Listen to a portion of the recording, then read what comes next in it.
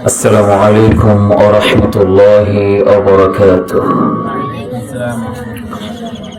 الحمد لله وحده والصلاة والسلام على من لا نبي بعده. أعوذ بالله من الشيطان الرجيم. وما يؤمن أكثرهم بالله إلا وهم مشركون. عن عائشة عن النبي صلى الله عليه وسلم قال: من نظر أن يطيع الله فليطيعه ومن نظر أن يعصيه فلا يعصيه.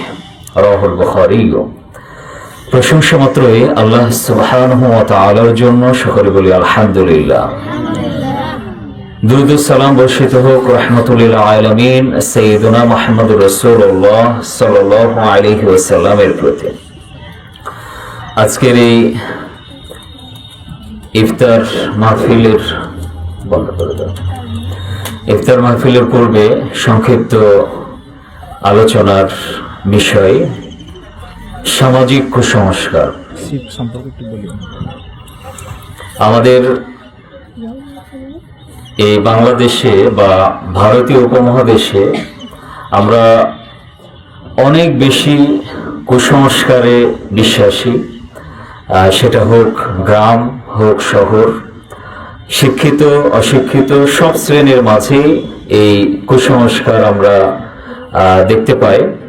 তো আলহামদুলিল্লাহ, দাওয়াতি কার্যক্রমের ফলে অনেকটাই এ ধরনের কুসংস্কার দূর হলেও এখনো অনেক কুসংস্কার রয়ে গেছে আমাদের মধ্যে, যেগুলি কখনো কখনো শিরকের পর্যায়ে পড়ে যায়। আর এ কারণেই আমাদেরকে জানতে হবে যে আসলে কোনটা কুসংস্কার আর কোনটা সঠিক তথ্য। আজকের আলোচনায় আমরা এই বিষয়টি নিয়ে মূলত কথা বলার চেষ্টা করব। আল্লাহ সুবহানাহু ওয়া তাআলা সূরা ইউসুফের 106 নম্বর আয়াতে ইরশাদ করেছেন, ওমা ইউমিনু আকসারুহুম বিল্লাহি ইল্লা ওয়া হুম মুশরিকুন। যারা ঈমানদার এদের অধিকাংশই মুশরিক। এই কথাটা শুনে একটু আশ্চর্য লাগে আমাদের, যে ঈমানদার যারা তারাই অধিকাংশ মুশরিক, এটা কেমন কথা? এটা আমরা যখন এইভাবে বলবো তখন একটু কঠিন মনে হতে পারে। আর যখন আমরা এইভাবে বলবো যে যারা ঈমান এনেছে এদের অধিকাংশই ঈমান আনা সত্ত্বেও মুশরিক, তখন আরেকটু সহজ মনে হতে পারে। তো যারা ঈমান এনেছে, ঈমান আনার পরেও অধিকাংশ কেন মুশরিক, এ কথাটা আল্লাহ সুবহানাহু ওয়া তাআলা কেন বললেন? এ কারণে যে যারা ঈমান এনেছে, ঈমান আনার পরে তার কালিমার যে হক, কালিমার যে চাহিদা, সেটা রক্ষা করে নেয়, অর্থাৎ শিরক মিশ্রিত করেছে। শিরক মিশ্রিত করার ফলে সে মুশরিক হয়ে গিয়েছে, কিন্তু মুখে দাবি করছে সে যে ঈমান এনেছে, তার সব কিছুতে সে নিজেকে মুমিন দাবি করে, কিন্তু আসলেই সে মুমিন নয়। এটা আল্লাহ তাআলার বাণী। আর এটা কি কারণে হয়, এটার কারণগুলি যদি আমরা দেখতে যাই তাহলে প্রথমত আমরা দেখব যে অজ্ঞতা, দ্বীনের জ্ঞানের অজ্ঞতার কারণে আমাদের সমাজে অধিকাংশ মানুষ শিরকে লিপ্ত হয়, ঈমান আনার পরেও শিরক করে থাকে। আর আরেকটা হচ্ছে ঈমানের ত্রুটি। ঈমানে যদি ত্রুটি হয়, সেটা যেই জ্ঞান সে অর্জন করেছে সেই জ্ঞানের দ্বারাও হতে পারে, অর্থাৎ জ্ঞানটাই ছিল তার ভুল। তো সেই ক্ষেত্রেও ঈমানের ঘাটতির কারণে বা ঈমান সঠিকভাবে ঈমানটাকে না জানার কারণেও অনেক সময় শিরক প্রবেশ করে। এজন্য ঈমানের সংজ্ঞায় আমরা আবিধানিক অর্থ যদি আমরা ঈমানের দেখি, সেখানে প্রথম যেটা অর্থ আসে সেটা হচ্ছে আল ইলম অল ঈমান, জানার সাথে মেনে নেওয়া। জানার সাথে যদি মেনে নেওয়া না হয় তাহলে ঈমান সুন্দর হবে না। আর আরেকটা অর্থ হচ্ছে যে আল ঈমানু বিল আমনি জিদ্দুল শাক্কি জিদ্দুল খাউফি ওয়াশ শাক, অর্থাৎ নিশ্চিন্ত বিশ্বাস। ঈমানের একটা অর্থ, আবিধানিক অর্থ হচ্ছে নিশ্চিন্ত বিশ্বাস, আর এটা হচ্ছে ভয় এবং সন্দেহের বিপরীত। অর্থাৎ আমরা যখন মায়ের কোলে কোনো সন্তানকে দেখি বা পিতামাতার কোলে যখন সন্তান থাকে তখন সে নিশ্চিন্ত থাকে।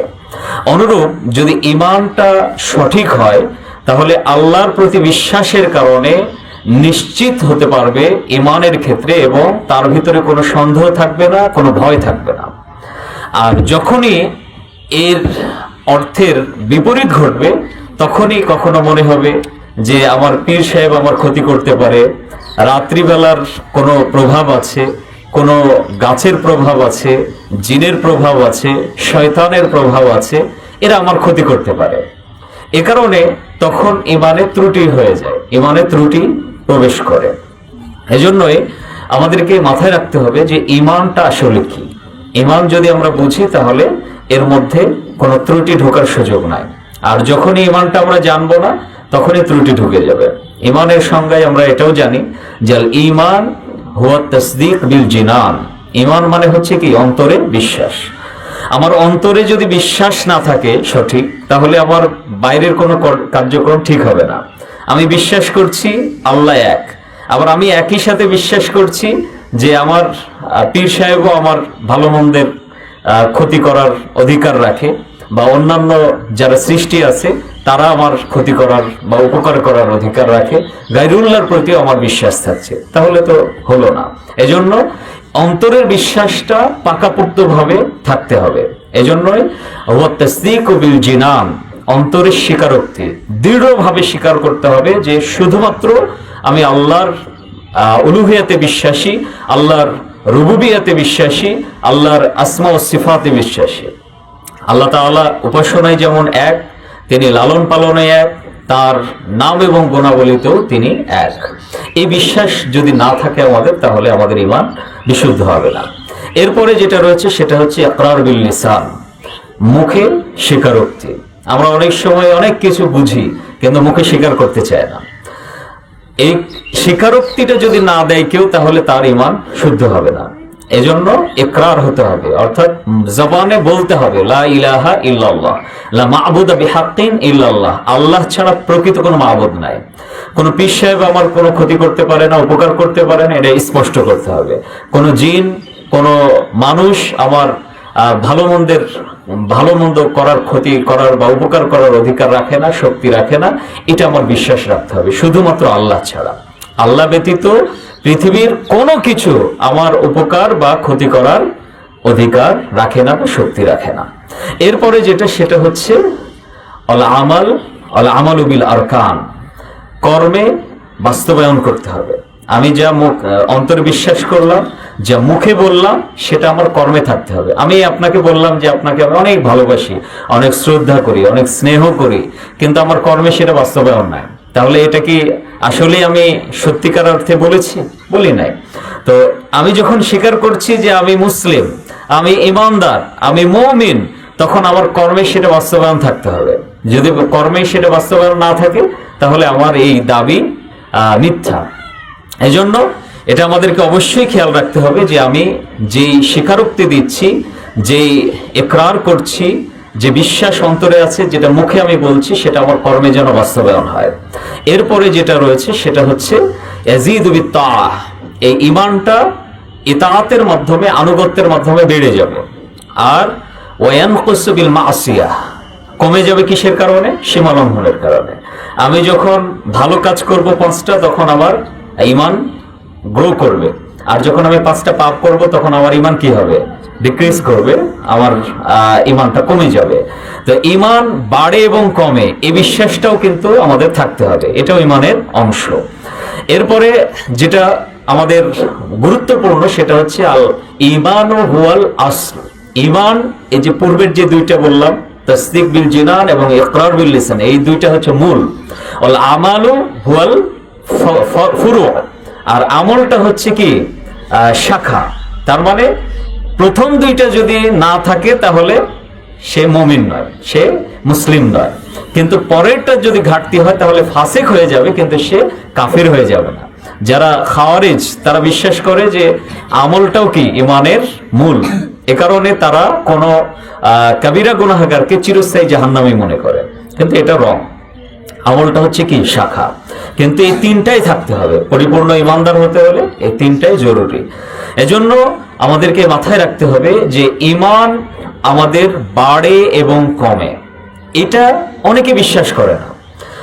এজন্য এই ইমানের এই সংজ্ঞাটা মুহাদ্দিসগণ বা সালাফগণ আমাদেরকে এভাবে ব্যাখ্যা করেছেন যে আল ঈমানু হুয়াল কাউল ওয়াল আমাল। ইমান হচ্ছে কথা এবং কর্মের বাস্তবায়ন। কথা এবং কর্মে স্বীকারোক্তি যেটা দিচ্ছি সেটার বাস্তবায়ন যদি না হয় তাহলে সেটা ইমান নয়। পাশাপাশি ইয়াজিদ ওয়া ইয়ানকুস, এটা বাড়ে এবং কমে। ফামান জাআমা আন্নাল ঈমানা ইয়াজিদু ওয়া লা ইয়ানকুস, যে ব্যক্তি বিশ্বাস করবে যে বা ধারণা করবে যে ঈমান শুধু বাড়ে কিন্তু কমে না, তো এই ব্যক্তির ব্যাপারে বলা হচ্ছে ফাহদারুহু, তার থেকে তোমরা সতর্ক থাকো। ফাইন্নামা হুয়া মুবতাদিয়া, কেননা সে হচ্ছে বিদআতি। যে বিশ্বাস করবে যে ঈমান বাড়ে কিন্তু কখনো কমে না, এই ব্যক্তি হচ্ছে কি বিদআতি। এর থেকে আমাদেরকে দূরে থাকতে হবে।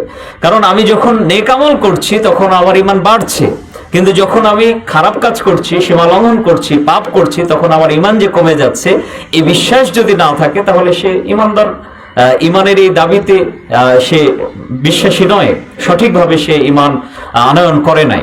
কারণ এটাও একটা গুরুত্বপূর্ণ অংশ ঈমানের। কেননা আল্লাহ সুবহানাহু ওয়া তাআলা কোরআন মাজিদে স্পষ্টভাবে আমাদেরকে জানিয়ে দিয়েছেন যে ইন্নামাল মুমিনুনা ইযা যুকিরাল্লাহু ওয়াজিলাত কুলুবুহুম, নিশ্চয় যারা মুমিন তাদের সামনে যখন আল্লাহর স্মরণ করা হয় তখন তাদের অন্তর ভয়ে কেঁপে ওঠে। ওয়া ইযা তুলিয়াত আলাইহিম আয়াতুহু যাদাতুহুম ঈমানান, আর যখন তাদের সামনে আল্লাহর আয়াত নিদর্শনাবলী তেলাওয়াত করা হয়, শোনানো হয়, তখন তাদের ঈমান বেড়ে যায়। তাহলে ঈমান বেড়ে যাওয়া এটা কার কথা? আল্লাহ তাআলার কথা। তাহলে ঈমান বেড়ে যাওয়া যদি বাড়ে তাহলে নিশ্চয়ই এটা কমে, যেটা বাড়ে সেটা কখনো কমে, এটা আমাদের জানতে হবে। যেটা বাড়বে না সেটা কমবেও না, কিন্তু যেটা বাড়বে সেটা কমবে, এটা মাথায় রাখতে হবে। আমরা এই যে বিল্ডিংটা দেখি, অনেক সময় দেখেন না যে দরজা আড় হয়ে যায়, কেন হয় এটা? এটা সংকোচন এবং প্রসারণের কারণে। তো যখন সংকোচন হয় তখন ঠিক হয়ে যায়, আর যখন প্রসারণ হচ্ছে তখন লুজ হয়ে যায়।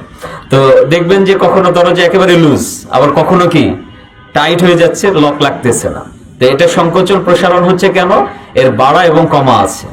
তো যেটা বাড়ে সেটা কমে, তো ঈমান বাড়ে এবং কমে, এটা বিশ্বাস রাখতে হবে। এটাও ঈমানের অন্যতম একটা অংশ। এবার আসি যে ঈমান আনয়ন করার পরে আমাদের ঈমানের মধ্যে যদি শিরক ঢুকে যায় তাহলে কি হবে? আমরা কি তাও মুমিন থাকবো? মক্কার কুফাররা তারা কিন্তু যখন তাদের সামনে আল্লাহ রাসূল সাল্লাল্লাহু আলাইহি সাল্লাম কালিমার দাওয়াত নিয়ে আসলেন তখন তারা সহজেই এই কালিমার দাওয়াত গ্রহণ করতে চায় না। যারা বহু ইলাতে বিশ্বাসী তারা এই কালিমার হক বুঝেছিল যে এই কালিমার সাক্ষ্য দিলেই সমস্ত যে ইলাহ আছে সব বাতিল হয়ে যাবে। আজা আলাল আলিহাতে ইলাহাও ওয়াহিদা, তারা আশ্চর্য হয়ে গেছিল যে আরে সব ইলাহকে এক ইলাহ বানাই দিল। তার মানে কি? তারা বুঝেছিল যে কালিমার সাক্ষ্য দিলে আর কোনো ইলার ইবাদত করা যাবে না। কিন্তু আমরা কালিমার সাক্ষ্য দেওয়ার পরে আমাদের ইলার অভাব নাই। আমরা গাউসুল আজম, গাউসুল মানে কুতুব, অমুক তমুক যত আছে ইলাহ আমরা শেষ করি নাই। মানে যারা 33 কোটি দেবতায় বিশ্বাসী তাদের মতোই আমরাও হয়ে গেছি, কারণ আমাদেরও ইলাহ আল্লাহর সাথে যুক্ত হয়েছে। তাহলে তাদের ওই মক্কার কুফফারদের আর আমাদের মাঝে কোনো পার্থক্য আছে? নাই। তো এই ক্ষেত্রে আমরা মনে করি যে আমরা তো ঈমানদার, আমরা মুসলিম, আমরা মুসলিমদের মধ্য থেকে যেগুলি ইলাহ বানিয়ে নিয়েছি সেগুলিকে আমরা কি করি না? ইলাহ মনে করি না, যার কারণে আমাদের শিরক আমরা বুঝতে পারি না। এজন্য আল্লাহ তাআলা স্পষ্ট করছেন ওমা ইউমিনু আকসারুহুম বিল্লাহি ইল্লা হুম মুশরিকুন, যে ঈমান আনা সত্ত্বেও অধিকাংশ মানুষ মুশরিক। তার মানে ঈমান যারা এনেছে দাবি করছে এরা যদি পরিপূর্ণ কালিমার হক তাওহীদ যদি ঠিক না রাখে তাহলে এরা ঈমানদার নয়, এরা মুশরিক।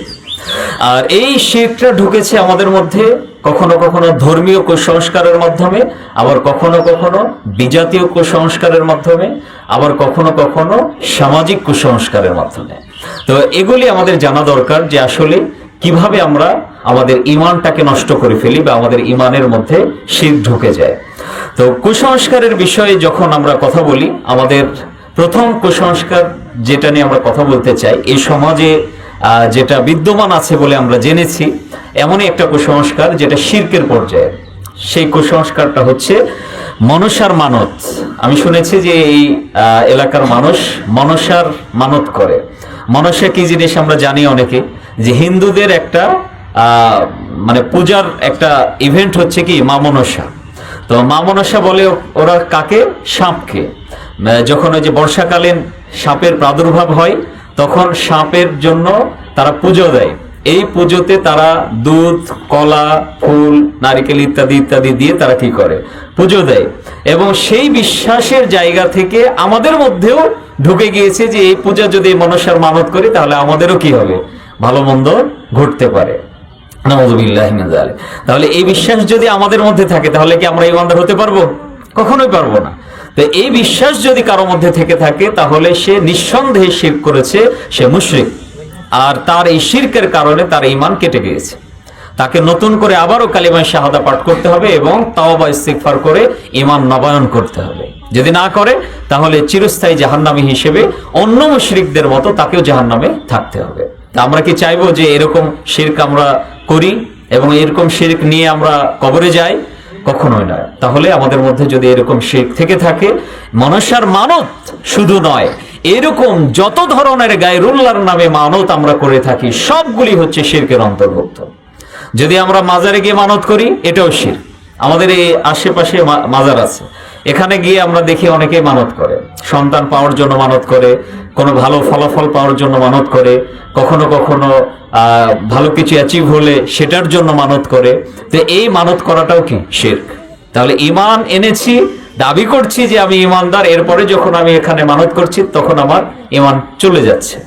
তো মক্কার কাফেররা বা অন্যান্য কাফেররাও বিশ্বাস করে যে এই আসমান জমিন সৃষ্টি করেছে কে? আল্লাহ তাআলা। এই আসমান জমিনের নিয়ন্ত্রণ করছেন কে? আল্লাহ তাআলা। সবাই বিশ্বাস করে। আল্লাহ তাআলা কোরআনে স্পষ্ট বলেছেন, যদি তাদেরকে জিজ্ঞাসা করা হয় আসমান জমিন কে সৃষ্টি করেছে, তারা বলবে কি? লায়াকুলুনাল্লাহ। আল্লাহ তাআলা অবশ্যই, দৃঢ় চিত্তে তারা বলবে যে অবশ্যই আল্লাহ তাআলা সৃষ্টি করেছেন। কিন্তু আল্লাহ তাআলার ইবাদতের ক্ষেত্রে এসে তারা কি করে না? আল্লাহ তাআলার ইবাদত করে না। তো আমাদেরকে মাথায় রাখতে হবে যে ওরা আল্লাহর এই স্বীকারোক্তি দেওয়ার পরেও যদি কাফের হয়ে যায় বা কাফের থাকে, তাহলে আমরা ঈমান আনার পরে এই স্বীকারোক্তি দেওয়ার পরে আমরা যখন শিরক করব তখন আমরা কিভাবে ঈমানদার থাকি? তাহলে আমাদের ঈমান নাই। অবশ্যই এটা মাথায় রাখতে হবে, কোনোভাবেই যেন আমরা এ ধরনের কোনো মানত না করি। আর যদি আমরা মানত করে ফেলি তাহলে আমরা কি করব? মানত তো পুরো করতে হয়, এটা আমরা অনেকেই জানি। তো গায়রুল্লাহর নামে বা মাসিয়াতের ক্ষেত্রে কোনো মানত করলে সে মানতের কি নাই? কোনো পূরণ করার কোনো সুযোগ নাই। এ মর্মে আল্লাহ রাসূল সাল্লাল্লাহু আলাইহি ওয়াসাল্লাম আমাদেরকে জানিয়েছেন, মান নাযারা, যে ব্যক্তি মানত করলো, নাজর মানে কি? মানত। আই ইউতি আল্লাহ ফালিউতিহু, আল্লাহর ইতাআতের জন্য যদি কেউ কোনো মানত করে, মনে করেন যে আমি মানত করলাম যে আমার যদি পরীক্ষায় ভালো রেজাল্ট হয় তাহলে আমি মসজিদে 100 জন মানুষকে কিছু মুখ মিষ্টি করাবো, এটা আল্লাহর জন্য। মসজিদে কি করছে? আল্লাহর জন্য মানত করছে, কোনো অসুবিধা নাই। যদি আমার সন্তানটা সুস্থ হয়ে যায় তাহলে আমি আল্লাহর রাস্তায় একটা খাসি দেব, কোনো অসুবিধা নাই। কিন্তু যদি এইটা হয় যে আমি যদি আমার সন্তান সুস্থ হয়ে যায় আমি গায়রুল্লাহর নামে মানত দেব, খাসি দেব, অমুক মাজারে খাসি দেব, ওই ফুরফুরার মধ্যে ফুরফুরায় গিয়ে আমি খাসি দেব, গরু দেব, তাহলে কি হয়ে যাবে? এই মানত শিরক হয়ে যাবে। আর এই মানত মাসিয়াতের কারণে এটা পালন করার কোনো সুযোগ নাই। এ মর্মে আল্লাহ রাসূল বলছেন, ওমান নাযারা আন ইয়াসিয়াহু ফালা ইয়াসিহ, যে ব্যক্তি আল্লাহর অবাধ্যতায় সীমা লঙ্ঘনের ব্যাপারে মানত করবে সে যেন সে মানত পুরা না করে। তার মানে ইতাআতের ক্ষেত্রে আনুগত্যের মানত যদি হয় তাহলে সেটা পুরা করা যাবে, কিন্তু যদি সীমা লঙ্ঘনের মানত হয় তাহলে সেটা পুরা করা যাবে না। এই ক্ষেত্রে আমাদেরকে কাফারা দিতে হবে। যদি আমি সীমা লঙ্ঘনমূলক কোনো কাজে মানত করি তাহলে আমার কাফারা হচ্ছে 10 জন মিসকিনকে কি করতে হবে? খাদ্য দিতে হবে, অথবা 3 দিন সিয়াম পালন করতে হবে। এই মানত তবুও পুরা করার কোনো সুযোগ নাই। যেটা আমাদের সীমা লঙ্ঘনমূলক, ইসলামের খিলাফ, শরীয়তের খিলাফ, এমন মানত আমাদের পালন করার কোনো প্রয়োজন নাই। এরপরে আমাদের জন্য যেটা জরুরি সেটা হচ্ছে আমরা চাইবো সবসময় কার কাছে? আল্লাহর কাছে। গায়রুল্লাহর কাছে চেয়ে কি কিছু পাওয়া যায়? গায়রুল্লাহ আমাদের কি কিছু দিতে পারে? সৃষ্টি আল্লাহর মুখাপেক্ষী, কিন্তু আল্লাহ কারো মুখাপেক্ষী না। আল্লাহ সামাদ, আল্লাহ অমুখাপেক্ষী। তাহলে আমরা যখন চাইবো ইদা সাআলতা ফাসআলিল্লাহ, আল্লাহর কাছেই চাইবো। যখন তুমি কিছু চাইবে কার কাছে চাইবে? আল্লাহর কাছে চাইবে। ওয়া ইদা ইসতাআনতা ফাসতাঈন বিল্লাহ, আর যখন তুমি কারো কাছে সাহায্য প্রার্থনা করবে তখন কার কাছে প্রার্থনা করবে? আল্লাহর কাছে। ইস্তেগাসা দুই ধরনের, দোয়া আর একটা হচ্ছে ইস্তেগাসা, এই চাওয়াটা। তো ইস্তেগাসা দোয়া হচ্ছে সাধারণভাবে যখন আমার কিছু প্রয়োজন তখন আমি আল্লাহর কাছে চাচ্ছি, এটা হচ্ছে দোয়া। আর আমার জরুরি ইমার্জেন্সি কিছু প্রয়োজন, এটা হচ্ছে ইস্তেগাসা। উদাহরণস্বরূপ আমি ঝড়ের কবলে পড়ে গিয়েছি, একেবারে সমুদ্রে উত্তাল, মানে এমন একটা পরিস্থিতি, এখন আমি বাঁচার জন্য হাউমাউ করে কাঁদতেছি। ওই সময় সাহায্য চাইতে হবে কার কাছে? আল্লাহর কাছে। এটা হচ্ছে ইস্তেগাসা। আর আমি নরমালি আছি, এখন আমি আল্লাহর কাছে দোয়া করছি যে আল্লাহ তুমি আমার সুস্থতা দান করো আমাকে। আমি স্বাভাবিক সুস্থ আছি, তারপর আমি বলছি যে আল্লাহ তুমি আমাকে ভালো রাখো, ইমানের সাথে রাখো, আমার জন্য সকল বিপদ আপদ দূর করে দাও। এটা হচ্ছে দোয়া। তো দোয়া এটা নরমালি আমরা যখন করি। ইস্তিগাসা বিপদের মুহূর্তে যখন আমরা করি। তো নরমালি দোয়া করি আর বিপদের মুহূর্তে সাহায্য চাই কার কাছে চাইবো? আল্লাহর কাছে চাইবো। এই জন্যই আল্লাহ রাসূল বলছেন ইদা সাআলতা ফাসআলিল্লাহ, যখন তুমি কিছু চাইবে কার কাছে চাইবে? আল্লাহর কাছে চাইবে। ওয়া ইদা ইসতাআনতা ফাসতাঈন বিল্লাহ, যখন সাহায্য চাইবে তখনও কার কাছে চাইবে?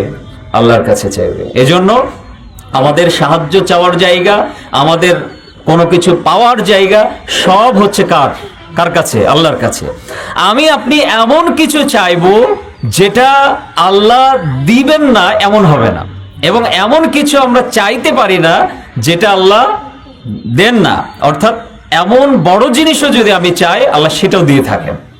আমরা যদি চাই যে আমাদের, মনে করেন যে আমার এখন মার্সিডিজ একটা গাড়ি দরকার, আমি বললাম তো আমার একটা মোটরসাইকেলই নাই, আমি চাচ্ছি কি মার্সিডিজ গাড়ি, তো আমার একটা অবান্তর মনে হবে না? বা আমি আপনি সাধারণভাবে চিন্তা করলে মনে হবে যে আরে কি চাইতেছে, এটা কোনোদিন সম্ভব? কিন্তু আল্লাহ দিতে সক্ষম না? এবং আমি যদি ভালোভাবে চাইতে পারি তাহলে আল্লাহ দিয়ে থাকেন। মানে আমি চাইতে পারলে আল্লাহ আমাকে দিবেন, এটা মাথায় রাখতে হবে। তাহলে আমার কত বড় চাওয়া আছে যেটা আল্লাহ তাআলা আমাকে দিতে পারবেন না? আছে এরকম? নাই। কিন্তু যে চাওয়াটা সীমালঙ্ঘনমূলক সেটা চাওয়া যাবে না। যদি আমি চাই যে আল্লাহ আমাকে এই এলাকার সবচেয়ে সন্ত্রাসী বানায় দাও, এটা কি ভালো চাওয়া হইলো? আমি যদি চাই যে এই এলাকার ডন বানায় দাও আমাকে আল্লাহ, তাহলে কি ভালো হইলো? এটা চাওয়া চলবে না। আমি যদি চাই আল্লাহ আমার আত্মীয় স্বজনের সাথে আমি সম্পর্ক রক্ষা করব না, সম্পর্ক নষ্ট করে দাও, এটা কি ভালো চাওয়া?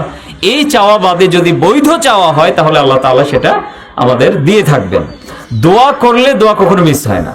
দোয়া করলে সেই দোয়াটা হয় আল্লাহ তাআলা কবুল করে সেটা আমাকে দিবেন, অথবা সেটার চাইতে বেটার দিবেন, অথবা সেটা পরকালে দিবেন, অথবা সেটার বিনিময়ে ভালো কিছু আমার বিপদ কি করে দিবেন? দূর করে দিবেন। যেটা আমি চাচ্ছি সেটার বিনিময়ে ভালো কিছু তিনি আমাকে দিয়ে দিবেন।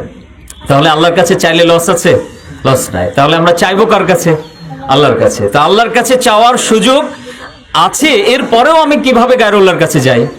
আমার চাওয়ার সুযোগ যদি আল্লাহ আমাকে দিয়ে থাকেন, তিনি তো আমাদেরকে স্পষ্ট জানিয়ে দিয়েছেন যে ওয়াইদা সাআলাকা ইবাদি আন্নী ফাইন্নী করিব, যখনই আমার বান্দা আমার কাছে আমার সম্পর্কে জিজ্ঞাসা করে তোমাকে যে আমি কোথায় আছি বা আমার কাছে চাওয়ার বিষয়টা যদি কেউ জিজ্ঞাসা করে, রাসূলকে বলছেন যে তুমি বলে দাও আন্নী ফাইন্নী করিব, আমি নিকটেই রয়েছি।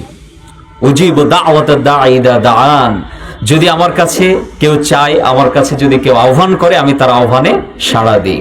ফালিয়াস্তাজিবু লি ওয়া লিউমিনু বি লাআল্লাহুম ইয়ারশুদুন, সুতরাং তাদের অবশ্যই আমার প্রতি ঈমান আনা উচিত এবং আমার ডাকে সাড়া দেওয়া উচিত, যাতে করে তারা হেদায়েত পায়, সঠিক রাস্তা পায়। তাহলে আমরা চাওয়ার সুযোগ সরাসরি আল্লাহ তাআলার কাছে, কোনো ভায়া লাগবে? কোনো ভায়ার প্রয়োজন নাই, সরাসরি চাওয়ার সুযোগ আছে। তিনি বলছেন যে ওয়াকালা রাব্বুকুম উদউনি আস্তাজিব লাকুম, তোমাদের রব বলেছেন যে তোমরা আমার কাছে চাও, আমি তোমরা আমাকে ডাকো, আমি তোমাদের ডাকে সাড়া দেব। এখানে কোনো ভায়া লাগবে? ভাইয়ের কথা বলেছেন? বলেন নাই। তাহলে আমরা কেন চাইবো না সরাসরি আল্লাহর কাছে? তিনি এই সব কিছুর মালিক, এই সার্বভৌমত্বের মালিক, এই আসমান জমিন সমস্ত সৃষ্টিকুলের মালিক।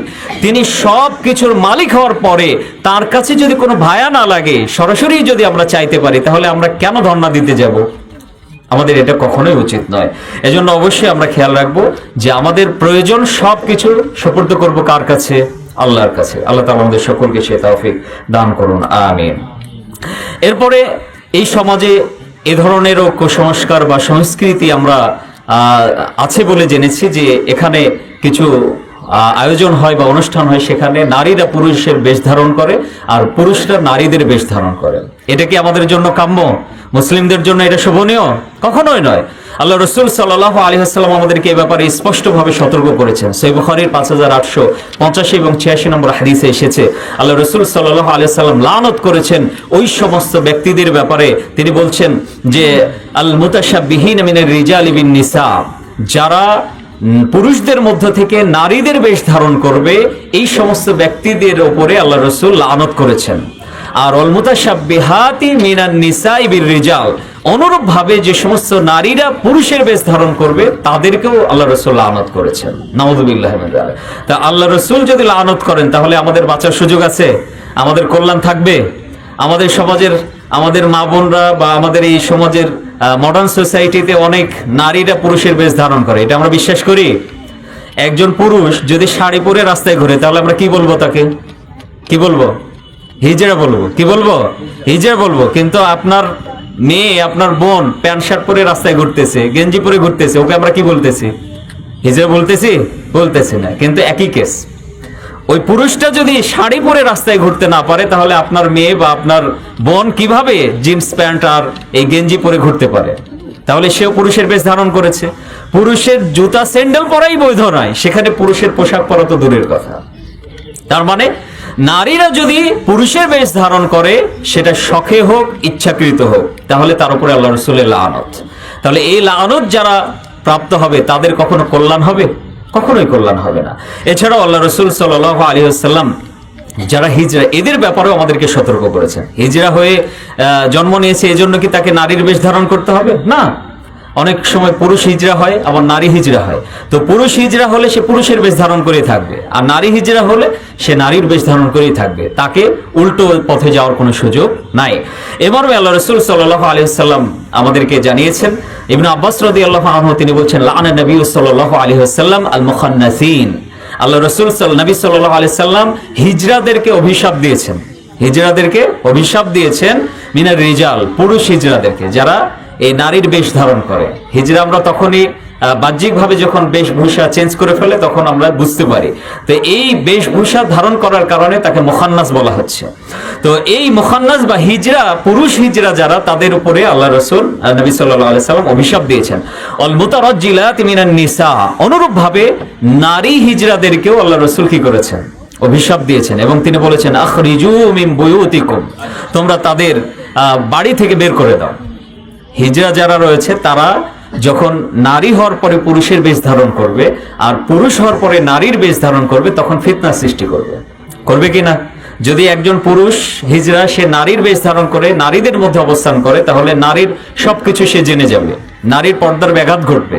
আল্লাহ রাসূলের যুগেই একজন হিজড়া কতটা ভয়ঙ্কর মন্তব্য করতে পারে এটা আমরা জেনেছি, যে একজন নারী মানে নারীর ব্যাপারে মন্তব্য করতে গিয়ে সে বলছে যে তুমি যদি এই যুদ্ধে বা এই যুদ্ধে যদি জয়ী হও তাহলে 4 ভাঁজ কি 8 ভাঁজ আমার মনে পড়ছে না, যে এরকম নারীর সাথে তোমার বিয়ে দেবো। নাউযুবিল্লাহি মিন যালিক। চিন্তা করতে পেরেছেন যে নারীর ভাঁজ উল্লেখ করছে সে, মানে নারীকে কিভাবে সে কল্পনা করেছে। নাউযুবিল্লাহি মিন যালিক। তাহলে এই হিজড়া যারা পুরুষ সেজে সমাজে নারীদের মধ্যে ঢুকে যাচ্ছে, তাদের মধ্যে এই নারীর যে অবয়ব সম্পর্কে যে কুচিন্তা, সেটা যে তারা লালন করে, এটা স্পষ্ট। এ কারণে তাদেরকে বাড়ি থেকে বের করে দিতে বলেছেন। তারা যদি শালীনভাবে থাকে কোনো অসুবিধা নাই, কিন্তু যদি তারা হিজড়া সেজে পুরুষ হওয়ার পরে যদি সে নারীর বেশ ধারণ করে তাহলে তাকে বাড়িতে রাখার কোনো সুযোগ নেই। এবং আল্লাহ রাসূল সাল্লাল্লাহু আলাইহি ওয়াসাল্লাম এটা বলেই শেষ করেছেন এমন নয়, আল্লাহ রাসূল সাল্লাল্লাহু আলাইহি ওয়াসাল্লাম নিজেও বের করে দিয়েছেন। ফাখরাজান নবী সাল্লাল্লাহু আলাইহি ওয়াসাল্লাম ফুলানান, নবী সাল্লাল্লাহু আলাইহি ওয়াসাল্লাম অমুককে বের করেছেন। ওয়া আখরাজা উমারু ফুলানান, ওমর রাদিয়াল্লাহু আনহু অমুককে বের করেছেন। এই হাদিসে আমরা এইভাবে বর্ণনা পাই। তাহলে যারা নারীর বেশ ধারণ করবে পুরুষ হওয়ার পরে এদেরকে বাড়ি থেকে বের করে দিতে হবে, আর যারা নারী হওয়ার পরে পুরুষের বেশ ধারণ করবে এদেরকেও বাড়ি থেকে বের করে দিতে হবে। আমাদের সমাজে একটা নতুন ফিতনা সাম্প্রতিককালে আমরা দেখেছি বা চলছে, সেটা হচ্ছে ট্রান্সজেন্ডার ফিতনা। এটা সম্পর্কে আমরা তো অনেকেই জানি, তাই না? যে আমরা সার্জারি করে আমাদের সমাজের পুরুষরা নারী হচ্ছে আর নারীরা কি হচ্ছে, পুরুষ হচ্ছে। তো এই জঘন্যতম প্রথা, এটা হচ্ছে হাদিসের ভাষ্য অনুযায়ী তারা নারীর বেশ ধারণকারী পুরুষ এবং পুরুষের বেশ ধারণকারী নারী, যারা আল্লাহ রসুলের অভিশাপে অভিশপ্ত। তো যারা এই ট্রান্সজেন্ডার ইস্যু নিয়ে কথা বলবে, যারা এটাকে বৈধ মনে করবে, এরাও কি এই হাদিসের অন্তর্ভুক্ত হয়ে যাবে, তারাও অভিশপ্ত হয়ে যাবে। অতএব আমরা কি চাই যে আমরা অভিশপ্ত হই? তাহলে আমাদের মা বোনদের মধ্যে যারা এরকম পুরুষের পোশাক পরে বা পুরুষের বেশ ধারণ করে চলার চেষ্টা করে, এদেরকে আমাদেরকে সতর্ক করতে হবে এবং আমাদের যারা অভিভাবক রয়েছে তাদেরকে সতর্ক থাকতে হবে। আমরা চেষ্টা করবো তো ইনশাআল্লাহ। আল্লাহ তাআলা আমাদের সকলকে সে তৌফিক দান করুন, আমিন। তো আমাদের এই ধরনের যে সংস্কৃতি বা কুসংস্কার আমাদের এই সমাজে রয়েছে, সেগুলি যেন আমরা পরিত্যাগ করতে পারি। আল্লাহ তাআলা আমাদের সকলকে সেই তৌফিক দান করুন, আমিন। এছাড়াও অনেক কুসংস্কার রয়েছে। আমার প্রায় 80টার উপরে বাংলাদেশে কুসংস্কার মানুষ বিশ্বাস করে, এরকম একটা লিস্ট আমার কাছে রয়েছে, যেখানে অসংখ্য কুসংস্কার কখনো কখনো শিরকের পর্যায়ে চলে যায়। কুসংস্কারের বিষয়টা হচ্ছে এরকম যে এইটা করলে এইটা হয়, এই বিশ্বাসটা হচ্ছে কুসংস্কার। যখন এইটা করা যাবে না, এতটুকু থাকলে সেটা কুসংস্কারে সীমাবদ্ধ। আর যখনই এটা করলে এটা হবে, এই বিশ্বাস চলে আসবে, তখন ওটা শিরকে চলে যাবে। এটা করা যাবে না, এতটুকু থাকলে সেটা কুসংস্কার। যখনই এটা করলে এইটা হবে, এই বিশ্বাস আসবে, তখন সেটা কি হয়ে যাবে, শিরক হয়ে যাবে। রাত্রিবেলা লেনদেন করা যাবে না, করতে হয় না, করলে কি হবে, এই ক্ষতি হবে, তাহলে এটা শিরক হয়ে যাবে। রাত্রিবেলায় গাছের পাতা ছিঁড়তে হয় না, ছিঁড়লে কি হবে, ক্ষতি হয়ে যাবে, তাহলে শিরক হয়ে যাবে। এরকম যদি আমি ডিম খেয়ে পরীক্ষার হলে যাই, তাহলে পরীক্ষায় এই হবে, তাহলে কি হয়ে যাবে, শিরক হয়ে যাবে। তো যদি আমার ভালো মন্দ করার ক্ষমতা গায়রুল্লাহ রাখে, এই বিশ্বাস এসে যায় কোনো কুসংস্কারের মধ্য দিয়ে, তাহলে সেটি শিরকে পরিণত হয়ে যাবে। আর শিরকে যদি পরিণত হয়ে যায়, তাহলে আমার ঈমান নষ্ট হয়ে যাবে। আমরা কি চাই এটা? চাইবো না। এজন্য যারা ঈমানের সাথে শিরকে মিশ্রিত করবে না, তারা নিরাপদ থাকবে, দুনিয়াতেও নিরাপদ থাকবে, পরকালেও নিরাপদ থাকবে। আল্লাহ তাআলা স্পষ্টভাবে আমাদেরকে জানিয়ে দিয়েছেন, আল্লাযীনা আমানু ওয়া লাম ইয়ালবিসু ঈমানাহুম বিযুলমিন উলাইকা লাহুমুল আমনু ওয়া হুম মুহতাদুন। যারা তাদের ঈমানের সাথে জুলুমকে, শিরকে মিশ্রিত করে নাই, তারাই হচ্ছে নিরাপত্তা প্রাপ্ত এবং তারাই হচ্ছে হেদায়েত প্রাপ্ত। তাহলে দুনিয়া এবং আখিরাতে নিরাপত্তা লাভ করতে চাইলে কি করতে হবে? শিরক মুক্ত থাকতে হবে। এক জিনকে প্রশ্ন করা হয়েছিল, জিন যারা রুকিয়া করে, তো রুকিয়া করতে গিয়ে জিনকে প্রশ্ন করা হচ্ছে যে, মানে যখন আয়াতুল কুরসি পড়ে তাকে ঝাড়া হচ্ছে, রুকিয়া করা হচ্ছে, সে আয়াতুল কুরসির প্রভাবে বারবার তাওহীদের বাণী উচ্চারণ করছিল, তাওহীদ তাওহীদ তাওহীদ, এভাবে ভয় পাচ্ছিল। তো একটা পর্যায়ে বিন বাজের নাম নিতে থাকে সে। তো বিন বাজের নাম কেন নিচ্ছে, রাকি জিজ্ঞাসা করলে সে উত্তর দিচ্ছে যে বিন বাজ তাওহীদের উপরে ছিল, এ কারণে বিন বাজের ব্যাপারে সে ভয় পাচ্ছে। যে তাওহীদকে কতটা ভয় পায় শয়তানরা, শয়তান জিনরা, এটা এখান থেকে আমরা বুঝতে পারি। তো তাওহীদবাদী যারা, তাওহীদি চিন্তা যারা লালন করে, তাদেরকে গোটা পৃথিবী ভয় করে।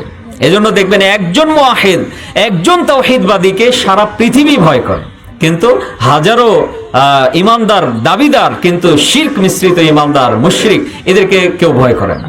এজন্য দুনিয়াতেও নিরাপত্তা আছে আল্লাহর পক্ষ থেকে যারা মুওয়াহিদ, এবং পরকালেও তাদের জন্য নিরাপত্তা আছে। আমরা যদি এই নিরাপত্তা পেতে চাই, তাহলে অবশ্যই আমাদেরকে শিরক থেকে বেঁচে থাকতে হবে, কুসংস্কার থেকে বেঁচে থাকতে হবে, সকল প্রকার গায়রুল্লাহর প্রতি বিশ্বাস আমাদেরকে বর্জন করতে হবে। আমরা এক আল্লাহর ওয়াহদানিয়াতে বিশ্বাসী হয়ে যেন এই পৃথিবী থেকে বিদায় নিতে পারি। আল্লাহ তাআলা আমাদের সকলকে সে তৌফিক দান করুন, আমিন। আসসালামু আলাইকুম ওয়া রাহমাতুল্লাহি ওয়া বারাকাতুহু।